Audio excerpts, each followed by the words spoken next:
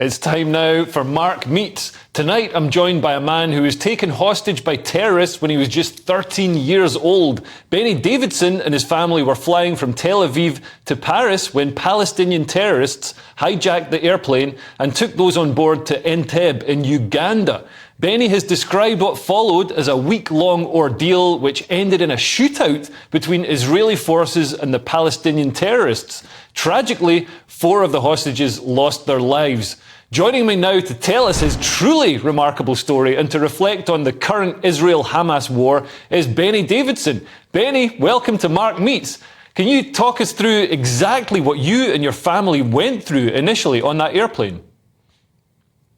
First of all, thank you and good evening to you. A few minutes after takeoff from Athens towards Paris, we heard a high-pitched shrill yell from a French stewardess. And some seconds after, on the left aisle, came a very pale, white French stewardess walking on the aisle towards coach class, and behind her was a German German terrorist woman, waving a grenade in one hand and holding a gun to her head, the stewardess' head. At the same time, her companion, a German terrorist male, broke into the cockpit and took over the plane. And at the same time, behind us, we were seated in 4 middle seats, roughly towards the end of the airplane. 2 Arabs, Palestinians, who boarded the plane in Athens in the layover there, jumped up and started running up and down the aisles, waving grenades and handguns, shouting, "This airplane is now kidnapped." Wow. So you can imagine that all hell broke loose with tears and yelling and shouting and drama. But at the same time, my father, who was sitting on the right aisle, took a very quick look to the left. My mother was sitting next to him. I was sitting next to her. And my older brother, Ron, was sitting next to me on the left aisle. And my father just gave a very, very short command.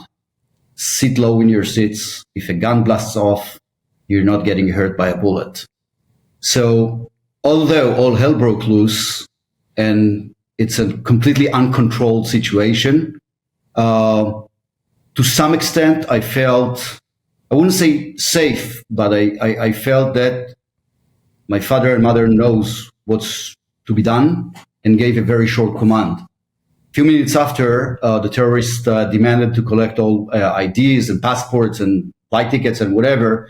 And my father found in his wallet his Israeli Air Force entry to the base. My father was a colonel in the Israeli Air Force, an active combat navigator. Now, that's a piece of information that you don't want terrorists to know, that there is a high-ranking officer of the Israeli Air Force on the airplane. So instead of becoming hysterical, he tore it to 4 pieces, distributed between the 4 of us.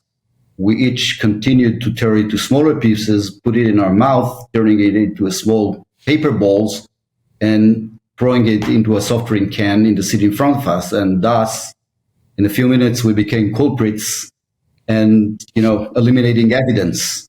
So those small things were actually prolonged during the whole of that week by maintaining small gestures and routines and daily chores like collecting books and building a library, or playing backgammon or chess, or playing with your friends, albeit that you're guarded by 10 killing terrorists and over 100 combat, fully dressed up head to toe with AK-47 Ugandan soldiers. And last but not least, the huge Idi Amin, which is frightening by itself.